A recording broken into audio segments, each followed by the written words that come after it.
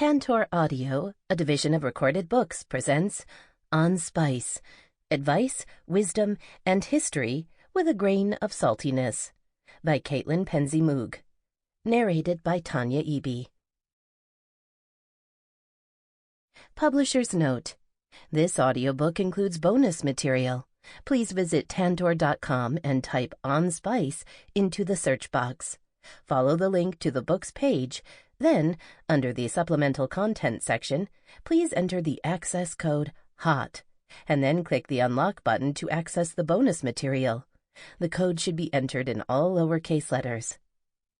All recipes referenced in this audiobook can be found in the bonus material. Preface. I grew up working for my family in our spice shops. There were occasional stints at my aunt's store in downtown Milwaukee, and some summers in college spent at the Penzey's Spices warehouse. Mostly, I worked and learned at my grandparents' small store in a suburb of Milwaukee, Wisconsin. It didn't look like much from outside.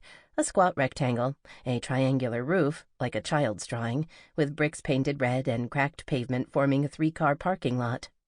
Once you opened the door, though, something remarkable happened. A blast of aroma hit, pungent and overwhelming, sweet and savory, 1,000 smells commingling until they blended into the smell of the spice house. My grandparents started that humble store in 1957, the same year they married. They nurtured it over decades. Then their children took up the business, and eventually their grandchildren came to pass through its doors on their own journeys, sifting and stirring and smelling from the time they were so young they could hardly hold the scoops. The red brick faded and was repainted. The price of vanilla rose and fell and rose again. And us 3 grandkids who worked the store on weekends and over summer breaks grew up among family and spice. The wares on the shelves remained mostly the same. The vanilla beans tall and proud behind glass. Saffron tucked safely into the corner. 100 apothecary jars lining shelves in long, tidy rows. A giant old-fashioned register emitted its shrill ka-ching when the cash drawer sprung open.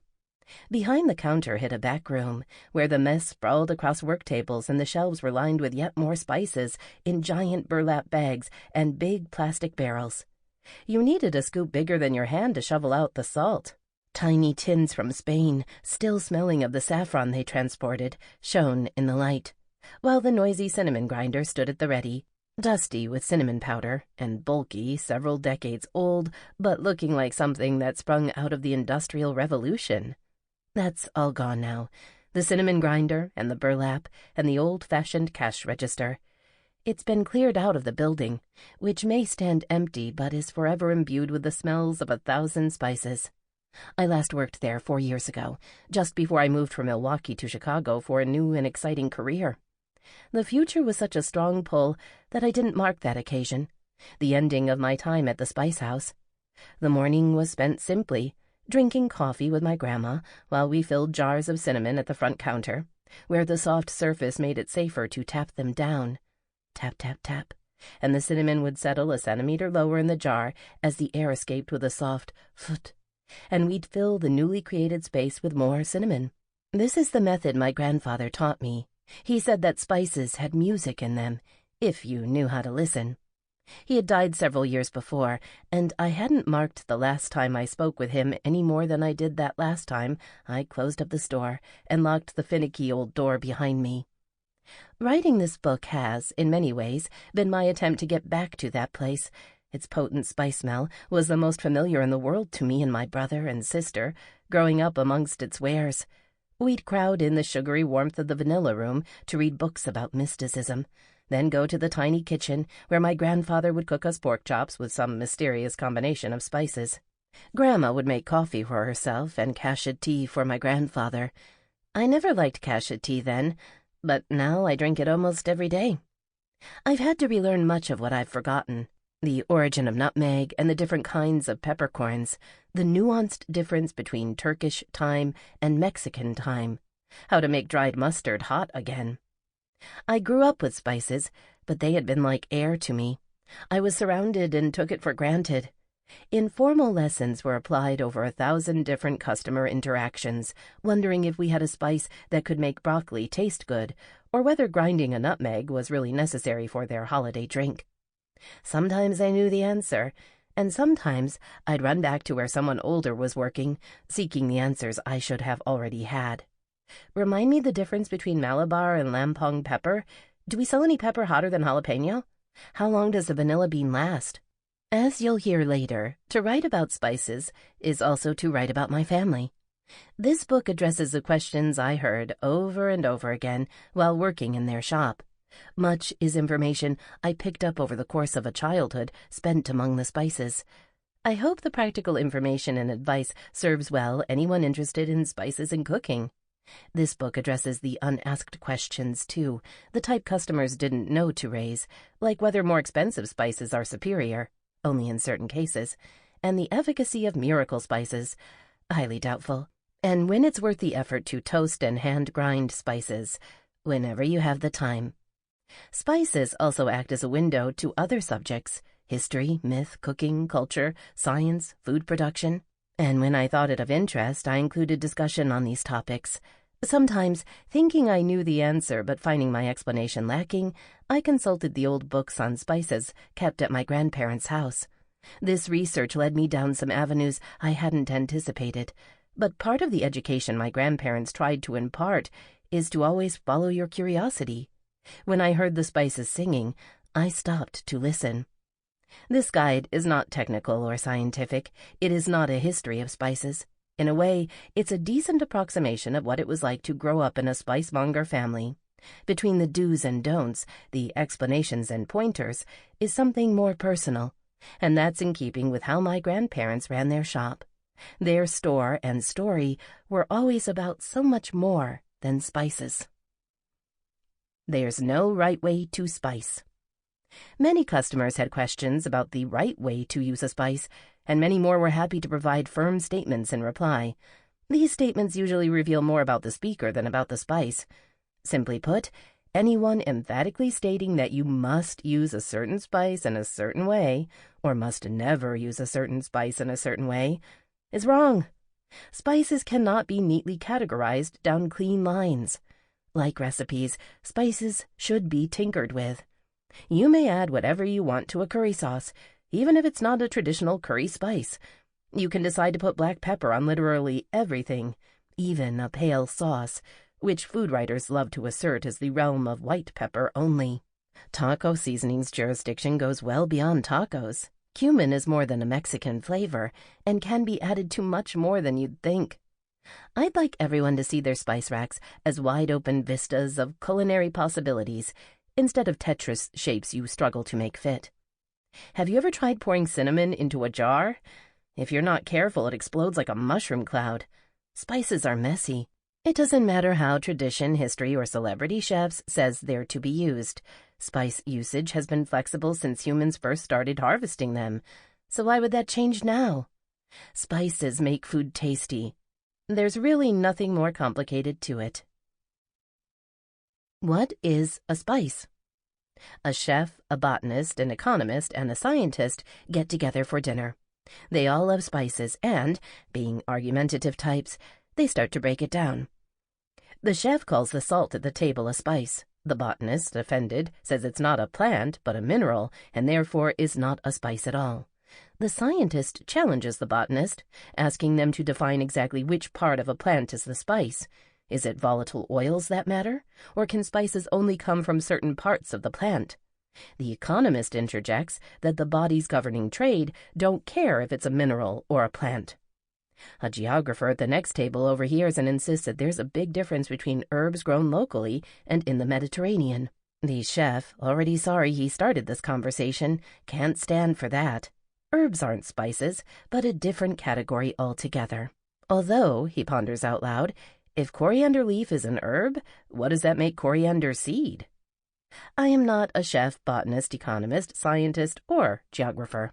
I am a cook, and I define spices as those powders, seeds, leaves, liquids, and yes, minerals that I add to food to make it taste better. It's a very broad definition, and it would never pass muster in the Dewey Decimal System. Lucky for spices, they belong in the kitchen, and food itself keeps mum on the difference between an herb or a spice or where salt belongs. Only recently have we even bothered to consider the issue. For a long time, spice simply meant wares rare and usually expensive. Spice shares a root with special. Around the time of the 100 Years' War, when the Black Death swept through Europe, Europeans considered sugar and oranges to be spices. Like pepper and cassia, they were hard to acquire, delicious, and came from faraway places. I am interested in how we used dried powders, barks, leaves, seeds, flowers, stamens, extracts, nuts, pods, fruits, and minerals in the kitchen, where little else matters except making tasty food. Rather than create an elaborate and complicated detective board with bay leaf connected to cinnamon by red string, I consider all those goods to be spices. I've found that categorizing spices according to rigid principles is seldom helpful in understanding how we can use them to improve our cooking. Without further ado, let us explore this wild and aromatic world. Salt. Pepper is the king. He's the gaudy royalty, the Emperor Caligula, the Marie Antoinette, the Elvis of spices. But while pepper rules by divine right, it is salt who is divine. The Greek Helios, maybe, who brought the sun across the earth in his chariot. Or Uextoquehuatl, an Aztec fertility goddess who also oversaw salt and salt water. People can make do without pepper if they must, but they cannot live without salt. Hyponatremia is the medical term for sodium deficiency, a condition that might be familiar to marathon runners, who know that if they sweat too much and only drink water, they're at risk of their bodies shutting down. Sodium plays a crucial role in the body by managing blood pressure, helping the central nervous system, and maintaining the right amount of fluids in blood cells. Some scientists theorize that this need for salt is why we love it so much. We need it to survive, so we love its taste. We can get it through consuming animal flesh or by ingesting it directly. Even thousands of years ago, it seems, people knew that salt was not optional. Pliny the Elder, a Roman naturalist whose extensive writing gives us much of what we know about ancient Rome's plant life, and who created the model of the encyclopedia, wrote, "Heaven knows, a civilized life is impossible without salt." A few hundred years later, fellow Roman Cassiodorus said, "Mankind can live without gold, but not without salt." Whether they knew they literally needed salt in their bodies to function is almost beside the point. Salt is in every civilization's history, sprinkled lovingly on food by people around the world, except it seems by certain Native American populations who didn't harvest salt but consumed sodium chloride by eating animal meat. There is even evidence of humans using salt to preserve food during the last ice age. For many people who eat meals with salt shaker at the ready, like me, salt seems necessary for what it does to food, not its role in the body.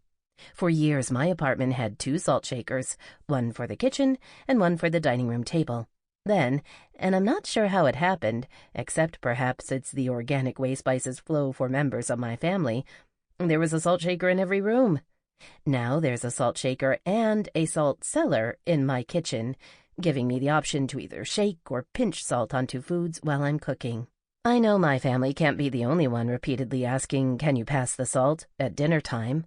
I wonder, though, if salt's high demand led anyone else's aunt to show up to Christmas one year, like a goddess out of myth, with a salt shaker for every member of the family, each with our names embossed in glitzy gold lettering. But, like disappearing socks or pens, salt shakers seemed destined to vanish into the void. Of the dozen salt shakers my aunt doled out like Santa Claus, only a few remain today. That, so I tell myself, is why I have a shaker in every room. They're in such high demand that they never stick around for long. Salt is salt. My grandfather had a mantra, "Salt is salt." What he meant was that salt can be broken down into many groupings, but such distinctions hardly matter. The broad categories are rock salt, kosher salt, and the color salts, gray sea salt, Himalayan pink salt, Hawaiian red salt, etc. These are different, but when it comes to salting your food, well, they're all just salt.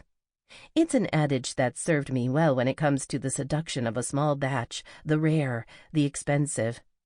Luckily, with salt, it doesn't matter if you buy the processed stuff off the grocery store shelf or are able to procure a pinch of brown salt from Japan, where only 600 pounds are mined every year. The expensive salts will not make your food taste any better than the cheap salts. Salt is salt. My favorite salt is among the cheapest, kosher salt. Growing up, my family used little else. Though it is traditionally used for preparing kosher foods, the salt itself is not necessarily kosher. Rather, nearly all salt is kosher and may be religiously certified as such. Check the box. But not all kosher salt of the distinctive size and shape has been certified. It's not the color or origin or religious affiliation that makes salt culinarily different, but the surface area. The differences can be understood through the example of ice, snow, and rain. A grain of rock salt is like a chunk of ice. It falls on a surface and dissolves very slowly. Kosher salt, on the other hand, is like a snowflake. It lands on the surface and immediately dissipates, spreading out to cover more ground. Table salt is like smaller pieces of ice or a hard rain. It falls in tiny bits, bouncing around the food and into cracks and crevices like rain in a gutter. That's why kosher salt is preferred for salting foods at the table. It covers more surface and melts more evenly. My dad, a chef, also likes it for the thick texture, which makes it easy to pinch and disperse. A year or two ago, when I had lost yet another salt shaker and didn't have any replacement jar and shaker lids on hand, I dumped kosher salt into a small ramekin bowl. With this makeshift salt cellar, I realized what my dad was talking about. Using salt this way results in much more direct contact between your fingers, the salt, and the food. You feel how much salt you're using when you pinch it and, by extension, how much salt you're actually putting on your food. Now I primarily use the salt cellar in the kitchen and save the shakers for the other rooms. Plus, it's much harder to lose a small bowl of salt than a shaker that may be tucked away out of sight and accidentally disappear into the contours of the house. All salt isn't just salt, chemically. All cooking salts are sodium chloride, but many contain other minerals that were added naturally or artificially. Pure sodium chloride is white, so if you have a salt that isn't white, it's fair to assume there's a lot more stuff mixed up in the salt than just sodium chloride.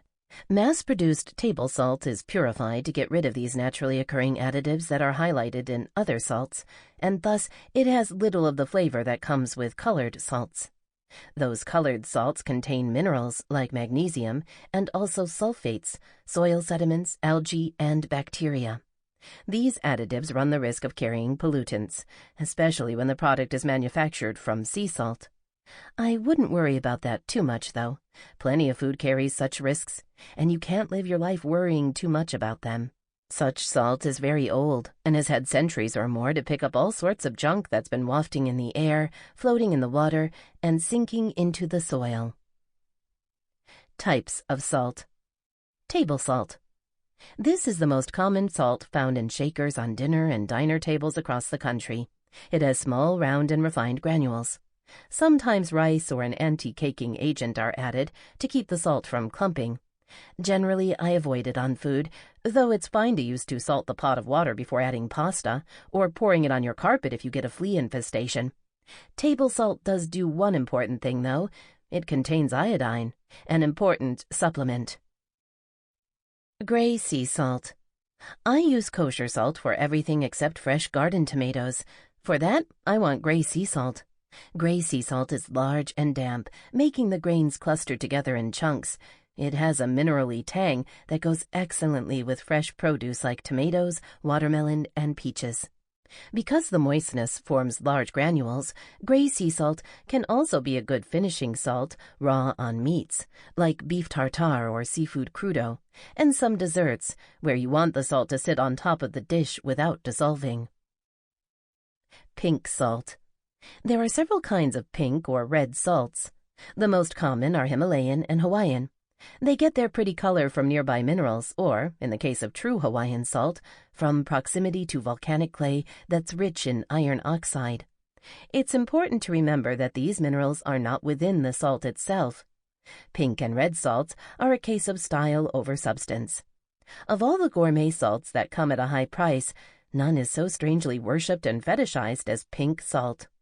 Himalayan salt lamps look like big crystals of pink salt that glow from within and tout benefits from silly, cleansing the air and improving energy, mood, and sleep, to downright nutty, curing seasonal affective disorder and reducing allergens in the air. While some palates can pick up the subtle flavors of colored salts, what matters is the texture. Often the grains are large, so in recipes that call for colored salts, using any large grain salt will do. Black salt.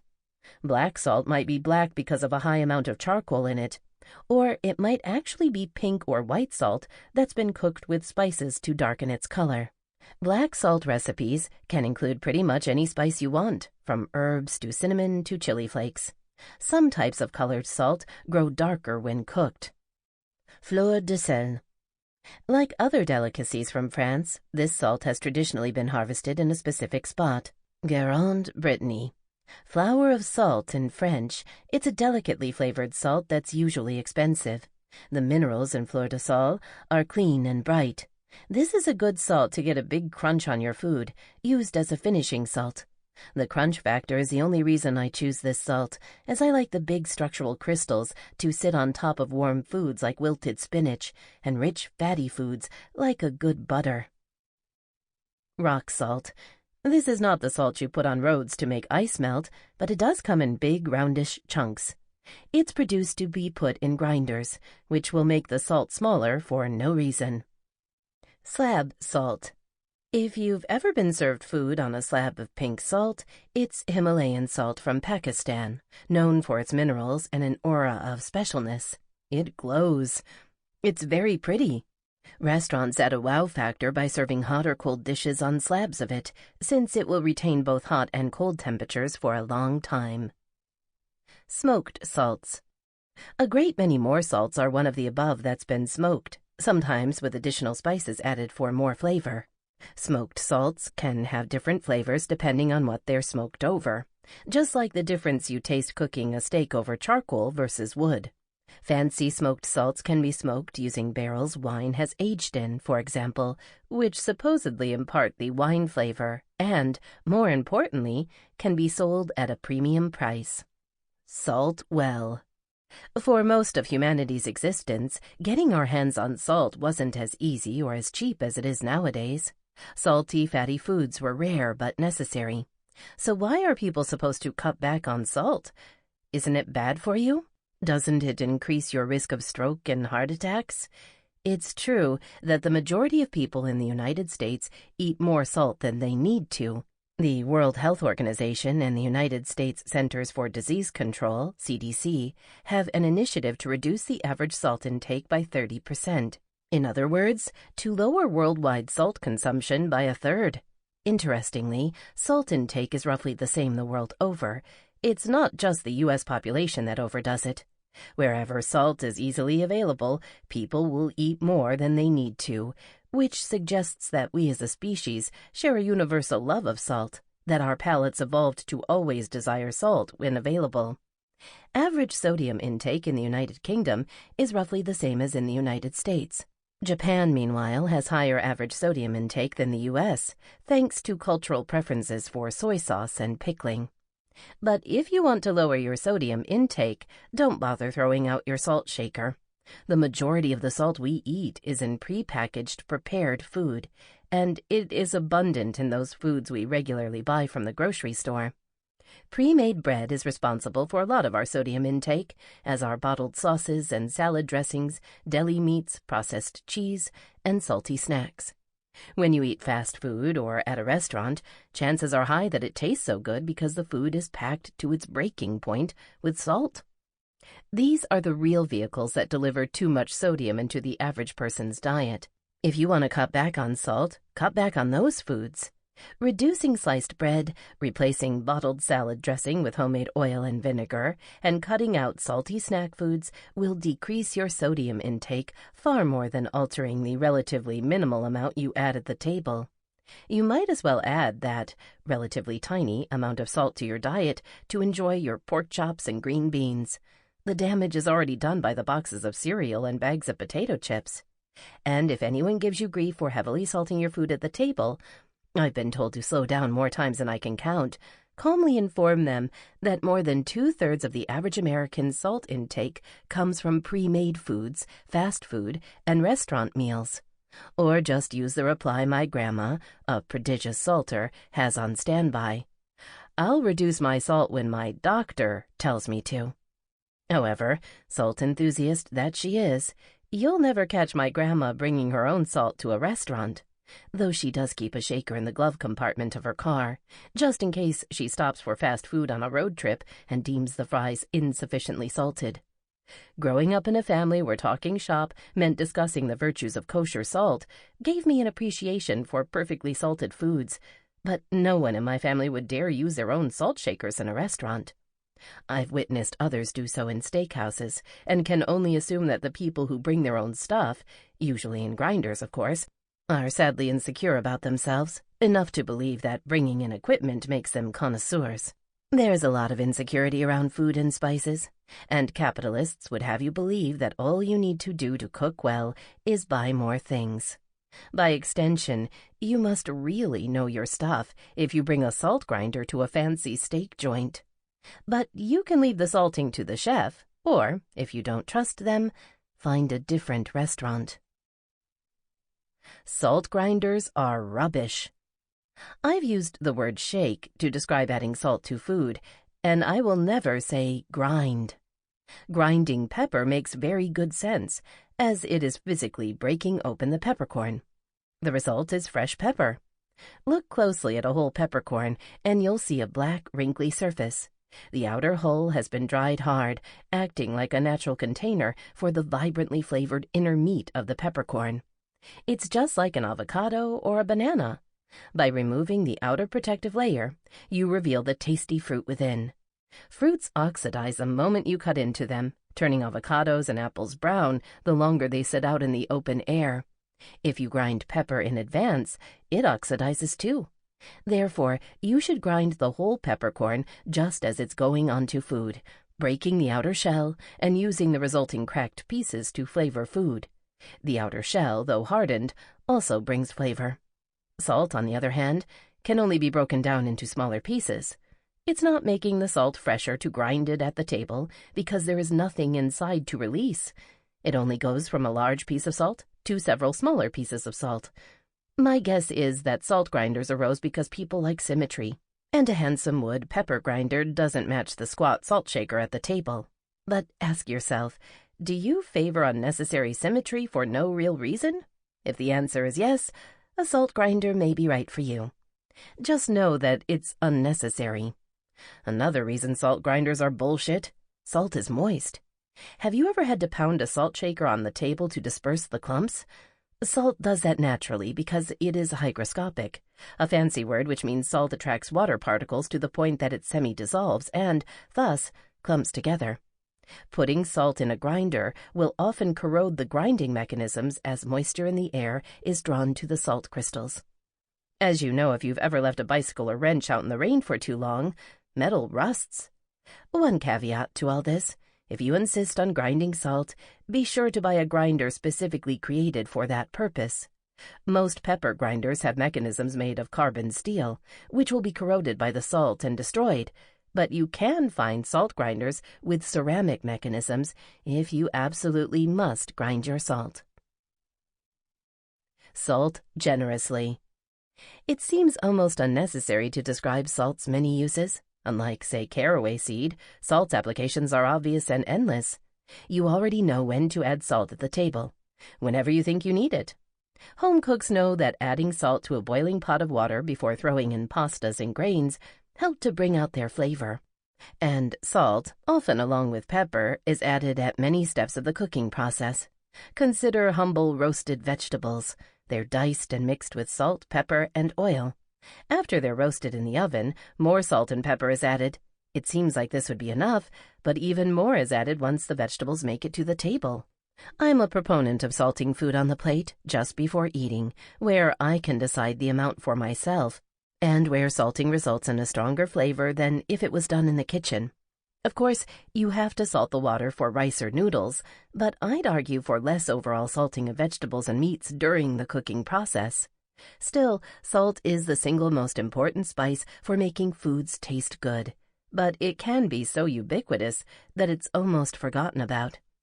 Salt is a flavor potentiator, meaning it brings out the best tasting flavors already. Sample complete. Ready to continue?